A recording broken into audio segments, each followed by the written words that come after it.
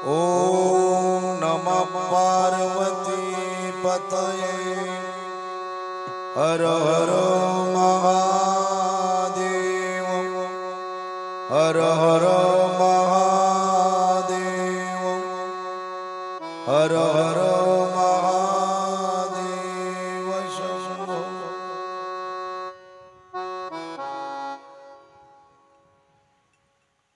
गंगा मैया के पावन तट पर आनंद कंद सचिदानंद परमेश्वर परमात्मा के कथा में तल्लीन भूत बावन भूतेश्वर भगवान सांब सदाशिव कैलाशपती भगवान शिवजींच्या कथेमध्ये तल्लीन असणारे तुंबरजी स्वतः भगवान शिव आणि माता पार्वतीला श्री शिव महापुराण कथा सांगतात। या कथेच्या सामर्थ्याने अनेक जडजीवांचा उद्धार झाला। चंचुलेचा पती असणारा दुष्ट पापी दुराचारी पापी असणारा बिंदूचा उद्धार झाला। आणि या कथेचं महत्व उत्तर वाढत गेलं। अशी असणारी ही अवीट पवित्र आणि गोड श्री शिव महापुराण कथा अखिल कोटी ब्रह्मांड नायक परमेश्वर परमात्म्याच्या कृपेने थोर साधू संतांच्या आशीर्वादाने गावातील परिसरातील पंचक्रोशीतील सर्व लहान थोरांच्या सहकार्याने साधू संतांच्या शूरवीरांच्या पायाने पवित्र झालेल्या पावन भूमीमध्ये चालत असलेला हा अखंड हरिनाम सप्ताह भगवान एक पत्नी एक वचनी एक बाणी मर्यादा पुरुषोत्तम प्रभू रामचंद्राच्या जन्मोत्सवाच्या निमित्ताने श्री रामनवमीच्या पावन पर्वावरती पवित्र अशा कालामध्ये चालत असलेला हा अलौकिक नामचिंतन सोहळा आणि आजचं कथारूपी पुष्प प्रभूचरणी समर्पित करत असताना तुम्हा सर्व मायबापांच्या दर्शनाचा झालेला लाभ या संबंधाने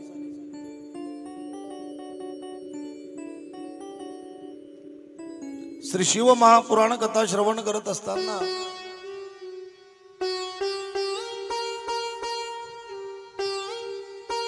कुठलाही सत्कार्य करण्याकरता देश काल आणि पात्र शुद्ध असावा। कुठलाही सत्कार्य करताना देश काल आणि पात्र शुद्ध असावा। देश पवित्र असावा, काळ पवित्र असावा आणि पात्र शुद्ध असावं। इथं देश म्हणावं तर अनेक साधू संतांच्या शूरवीरांच्या पायाने पवित्र झालेली पावन भूमी आहे। काल म्हणावं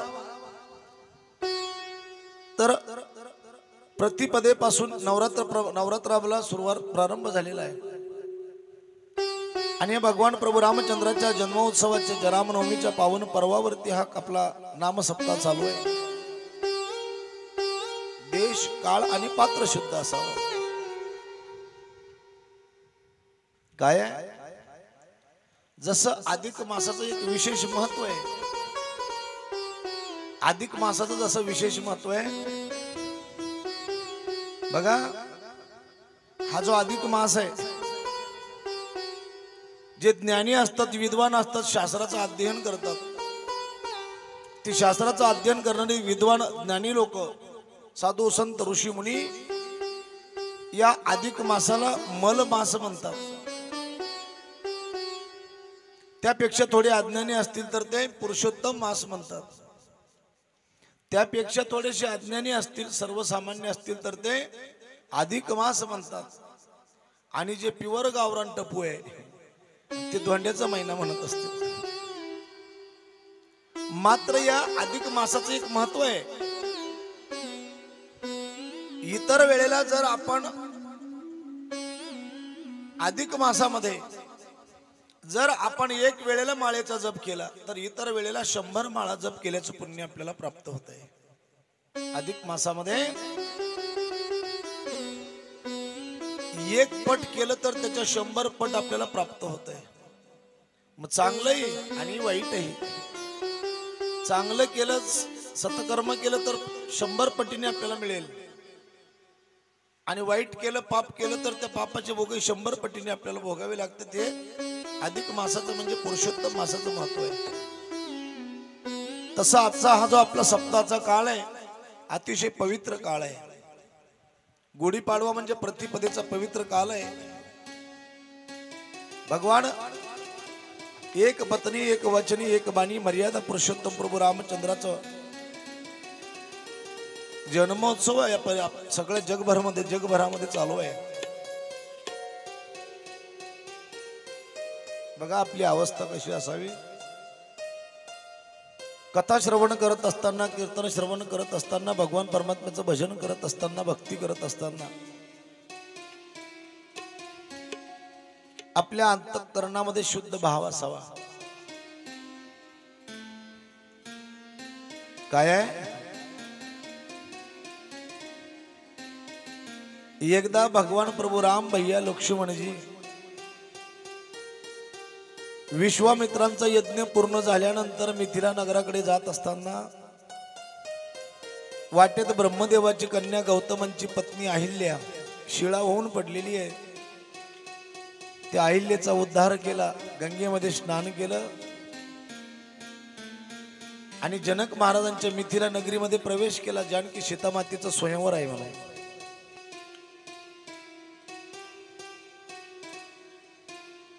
भगवान प्रभू रामचंद्र भैया लक्ष्मणजी मिथिला नगरीमध्ये आलेले आहेत. सुंदर त्यांचं स्वागत झालं. राहण्याकरता अतिशय सुंदर असा महाल त्यांना दिला. आणि तिसऱ्या प्रहाराच्या वेळेला भगवान प्रभू रामचंद्रांनी विचार केला, जनक राजा किती विद्वान आहे, जनक राजा विद्वान आहे. अष्टवक्र ऋषी बरोबर वाद घालण्याचं सामर्थ्य जनक महाराजांमध्ये आहे, म्हणजे ती विद्वानच आहे. पराशरांचे पुत्र व्यास, ज्या व्यासांनी 18 पुराण लिहिले, भागवतासारखा महान ग्रंथ लिहिला, त्या व्यासांचे पुत्र शुकाचार्य यांना सुद्धा ज्ञान प्राप्त करण्याकरता, ज्ञानार्जन करण्याकरता व्यासांनी जनक महाराजांकडे पाठवलं होतं. एवढा अधिकार जनक महाराजांचा आहे. प्रभू रामचंद्राने विचार केला, जनक राजा एवढा विद्वान आहे, ज्ञानी आहे, मग या जनक महाराजांची नगरी किती सुंदर असेल. म्हणून भगवान प्रभू रामचंद्राची इच्छा झाली की आपण हे नगर पाहावं. लक्षपूर्वक ऐका. जेव्हापासून भगवान प्रभू राम आणि भैया लक्ष्मणजी मिथिला नगरामध्ये आले, तेव्हापासून प्रत्येक जण माझ्या भगवान प्रभू रामचंद्रांना पाहून पागल झाला. प्रत्येक जण म्हणायचा, किती सुंदर बालक आहेत, किती सुंदर राजकुमार आहे, आतापर्यंत एवढं सुंदर स्वरूप कधीच पाहिलं नाही, किती सुंदर बालक आहेत. आणि ज्या वेळेला भगवान प्रभू राम भैया लक्ष्मणजी विश्वामित्रजींना म्हटले, महाराज आल्यापासून लक्ष्मण माझ्या पाठीमागं लागलाय. लक्ष्मण मला म्हणतोय, दादा मला हे नगर बघायचंय, दादा मला हे नगर बघायचंय. महाराज गुरुदेव तुम्ही म्हणत असाल तर मी आत्ता जातो आणि लक्ष्मणाला हे नगर दाखवून आणतो, जाऊ का? विश्वामित्रांनी जनक महाराजांना बोलवलं आणि जनक राजाला सांगितलं, महाराज या राजकुमारांना हे नगर दाखवून आणा.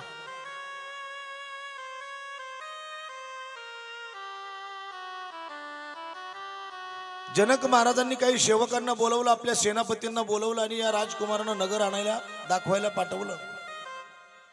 ज्या वेळेला हे दोन्ही राजकुमार आपल्या राजवाड्याच्या, जनक महाराजांच्या राजवाड्याच्या बाहेर पडले, त्यावेळेला या राजकुमारांना म्हणजे मागे भगवान प्रभू राम आणि भैया लक्ष्मणजींना पाहण्याकरता गावामध्ये गर्दी जमलेली आहे. रस्त्याच्या दोन्ही बाजूला भयंकर गर्दी जमलेली आहे. अरे कुणी ओट्यावर चढून पाहतंय, कुणी छतावर चढून पाहतंय, कुणी झाडावर चढून पाहतंय. आणि प्रत्येक जण म्हणायचं, किती सुंदर बालक आहे, किती सुंदर बालक आहे, किती सुंदर राजकुमार आहे. भगवान प्रभू राम भैया लक्ष्मणच्या डोक्यावर सुंदर काळे कुरळे केस आहेत. जणू हजारो भुंग्यांनी एकत्र येऊन डोक्यावरती बसावा असं सुंदर काळे कुरळे केस आहेत. कानामध्ये कुंडल आहेत, पायामध्ये पैंजण आहेत, अतिशय सुंदर पिवळी वस्त्र घातलेली आहे. नाकाच्या आणि भुवयाच्या मधलं अंतर पाहिलं तर जणू धनुष्याला लावलेला बाण असावा असं सुंदर स्वरूप आहे. अनेकांना वाटायचं की आपण या राजकुमाराच्या जवळ गेलं पाहिजे, त्यांच्या पाया पडावं, त्यांच्या अंगाला स्पर्श करून पाहावा, पण कोणाची हिंमत होत नाही. एवढ्यात भगवान प्रभू राम भैया लक्ष्मणजी जानकी सीतामाई वरती माडीवर आहे. जानकी सीतामातेच्या महालाजवळून जात असताना जानकी सीतामाई वरती माडीवर आहे. एका दासीने प्रभू रामचंद्राने भैया लक्ष्मणाला पाहिल्याने धावत आली. अगं हे जानकी, अगं हे जानकी, काय झालं बघ, आपल्या गावात कुणीतरी दोन अतिशय सुंदर राजकुमार आलेले आहेत.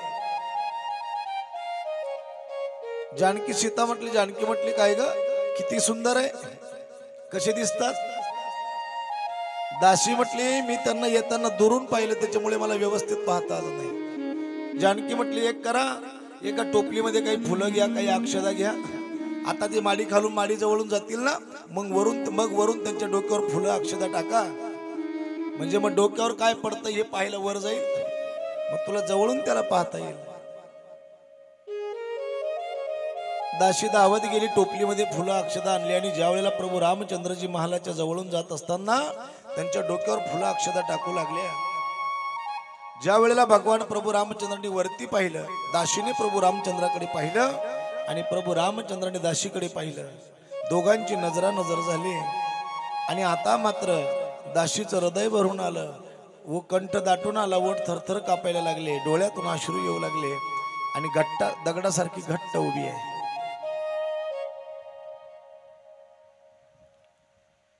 दासीला जानकी सीतामातेने विचारलं, काय ग, पाहिलं का त्या राजकुमारांना. तिला बोलता येत नाही. दासीने मान हलवली, म्हटली हो पाहिलं. काय ग, कसे दिसतात. दासी मनात म्हटली, तुला काय सांगायचं जानकी, ते कसे दिसतात. अगं त्याच्यासारखा सुंदर तोच आहे, आतापर्यंत असा सुंदर राजकुमार मी कधीच पाहिले नाही. जानकी म्हटली, मग आपल्या गावात कोणासारखे दिसतात. दासी म्हटली, आपल्या गावात. अगं गावाचं काय घेऊन बसली, सगळ्या ब्रह्मांडात त्याच्यासारखा सुंदर कोणीच नाही. म्हटलं मग नेमका कसा दिसतो. म्हटले अगं जिथं व्यासांसारखे, वशिष्ठांसारखे, वाल्मिकजींसारखे महान ऋषी ज्यांच्या स्वरूपाचं वर्णन करून थकले, शिनले, 4 वेद 6 शास्त्र 18 पुराण ज्याच्या स्वरूपाचं वर्णन करून शिनले, थकले, तिथं मी काय त्याच्या स्वरूपाचं वर्णन करणार आहे, पण खूप सुंदर आहे. भगवान प्रभू राम भैया लक्ष्मणजींना पाहण्याकरता रस्त्याच्या दोन्ही बाजूला भयंकर गर्दी जमलेली. अरे कुणी ओट्यावर चढून पाहतंय, कुणी छतावर चढून पाहतंय, कुणी झाडावर चढून पाहतंय. प्रत्येकाला वाटायचं आपण त्या राजकुमाराच्या जवळ जावं, त्यांच्या अंगाला स्पर्श करावा, त्यांच्या पाया पडावं, त्यांच्याशी काहीतरी थोडंसं बोलावं, पण कुणाचीच हिंमत होत नव्हती. का, मोठी माणसं आहे, राजपुत्र आहे, राजकुमार आहे. बघा आताही आपल्या गावामध्ये जर एखादा खूप मोठा माणूस आला ना, तर त्याच्याबरोबर त्याचे काही अंगरक्षक असतात, बॉडीगार्ड असतात.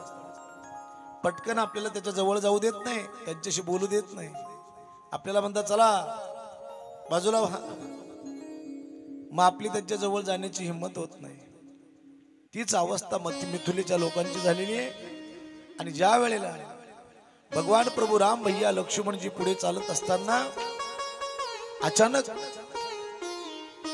गर्दीतून एक 3-4 वर्षाचं लहान बाळ गर्दीत पळत पळत समोर येऊन उभं राहिलं, वाटेतच उभं राहिलं आणि असं प्रभू रामचंद्राकडे पाहायचं. प्रभू रामचंद्र म्हटले, काय. ते बाळ म्हटलं, बाबा मला तुमच्या पाया पडायचे, दर्शन घेऊ का. अरे मग घे ना. 3 वर्षाचं लहान बाळ प्रभू रामचंद्राच्या पाया पडलं आणि परत कमरेवर हात ठेवून चेहऱ्याकडे पाहत होतं. आता प्रभू रामचंद्र म्हटले, आता काय. ते बाळ म्हटलं, बाबा तुम्ही आल्यापासून तुम्हाला पाहून आमचं सगळं गाव पागल झालंय. मी असं ऐकलंय की तुम्ही अयोध्येचे राजे दशरथ महाराजांचे पुत्र राम आणि लक्ष्मण आहे. म्हटले हो. तुम्ही खूप मोठी माणसं आहे. म्हटले हो. बघ. ते बाळ म्हटलं, बाबा 2 मिनिटं आमच्या घरी चला ना, 2 मिनिटं आमच्या घरी चला. प्रभू रामचंद्र म्हटले, ए बाळा, अरे आम्ही कुणाच्या घरी जात नाही, अरे मी राजकुमार आहे. कुणाच्या घरी जात नाही म्हटल्यानंतर त्या बाळाच्या डोळ्यातून अश्रू आले. त्या लेकरानं केविलवाना चेहरा केला, लक्ष्मणाकडे पाहिलं. लक्ष्मणजींना म्हटलं, हो यांना सांगा ना आमच्या घरी यायला. लक्ष्मणजी म्हटले, दादा अरे अयोध्या सोडल्यापासून, अयोध्याहून आल्यापासून एवढ्या प्रेमाने आपल्याला कुणीच बोलवलं नाही. या लेकराकडे, या बाळाकडे पाहिल्यानंतर असं वाटतं जणू बऱ्याच दिवसानंतर मला माझी माता कौशल्याच भेटली. दादा बघ ना किती प्रेमानं बोलवतय. अरे लेकरू आहे, चल ना दादा. प्रभू रामचंद्र म्हटले, हे बाळा तुझ्या घरी कशासाठी यायचं. ते बाळ म्हटलं, बाबा तुम्ही आल्यापासून तुम्हाला पाहून आमचं सगळं गाव पागल झालंय. आमच्या गावात तुमचीच चर्चा आहे, प्रत्येकाच्या तोंडी तुमचंच नाव आहे, आणि उद्या तुम्ही आमच्या गावातून परत जाणार आहे. म्हटले, हो बाबा तुम्ही जर उद्या आमच्या गावातून परत गेला तर ज्याने तुम्हाला पाहिलं तो प्रत्येक जण अभिमानाने सांगेल, मी त्या राजकुमारांना पाहिलं, मी त्या प्रभू रामचंद्रांना पाहिलं, मी प्रभू रामचंद्रांना पाहिलं. प्रत्येक जण अभिमानाने सांगेल. आणि हे जर माझ्या घरी माझ्या आईने ऐकलं तर माझ्या आईला खूप पश्चाताप होईल, तिला दुःख होईल. महाराज माझ्या घरी माझी म्हातारी आई आहे, ती अपंग आहे, तिला चालता येत नाही, काठीवर पडलेली आहे. आणि उद्या तिला जर माहित झालं की ब्रह्मांडाचा धनी भगवान परमात्मा माझ्या गावात आला आणि मला त्याला पाहता आलं नाही तर माझ्या आईला पश्चाताप होईल. 2 मिनिटं चला ना आमच्या घरी. त्या लेकरानं प्रभू रामचंद्राच्या हाताला धरलं आणि आपल्या घरी घेऊन आलंय. आई खाटेवर पडलेली आहे.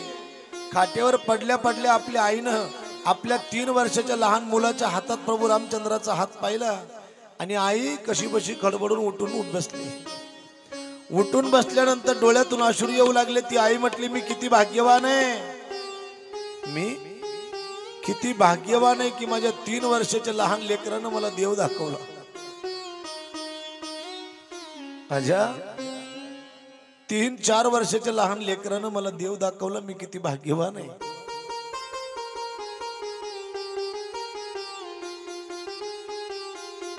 माय संतती त्याला म्हणतात, संतती त्याला म्हणतात जी संतती जिवंतपणे आपल्या आई बापांना देवाचं दर्शन घडविते, ती खरी संतती आहे. जो मुलगा जिवंतपणे आपल्या आई बापाला देव दाखवतो ती खरी संतती आहे.